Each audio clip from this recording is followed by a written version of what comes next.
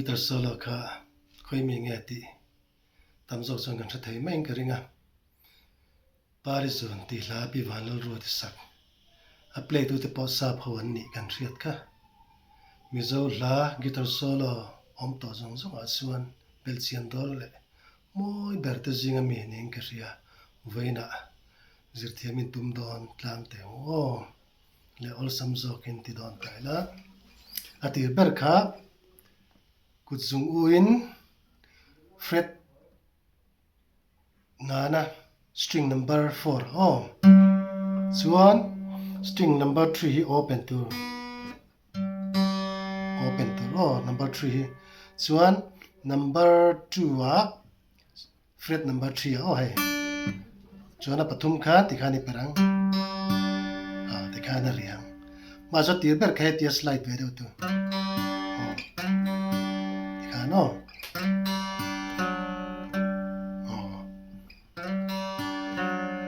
step by step in zirang chuan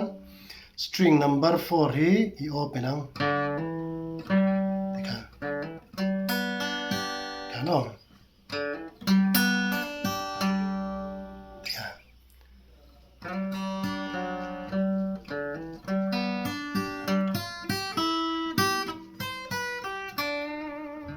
tikhano kan tha them helai kha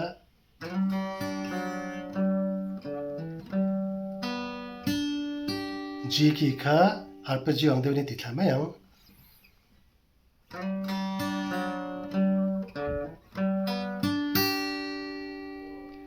string number 1 izu khen to nuwa kan he ta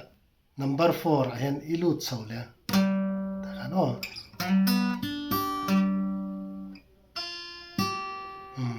string number 2 le number 1 khai ti chho kang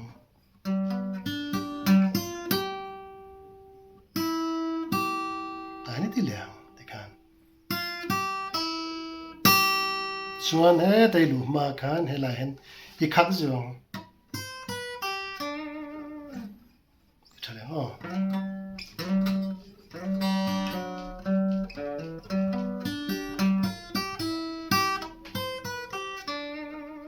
ti khan entertain tro chuan na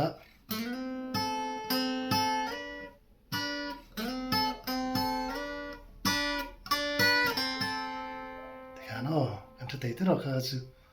ria thei mai turanga yang tu na slide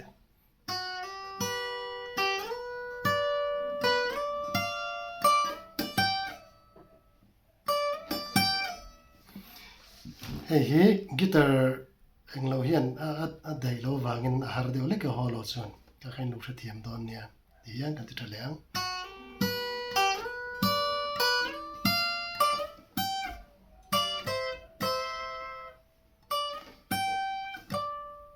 helai kha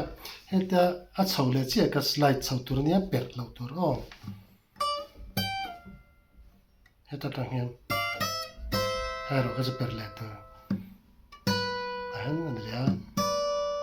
chuan he dan khano han mi free ni hi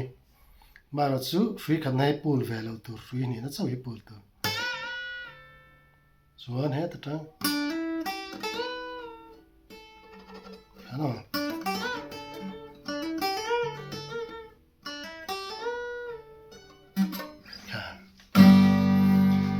khawl sam dan ber chunia kan per na hi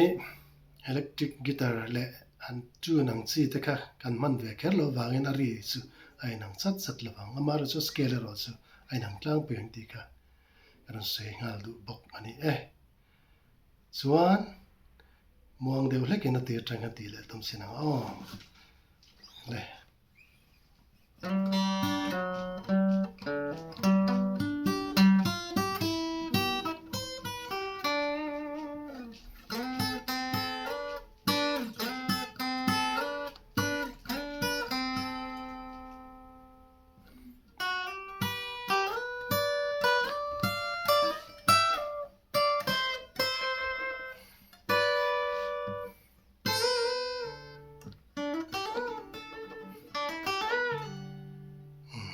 zong kha ni zong kha vaina kanzir thai chun le pot sila ani patu le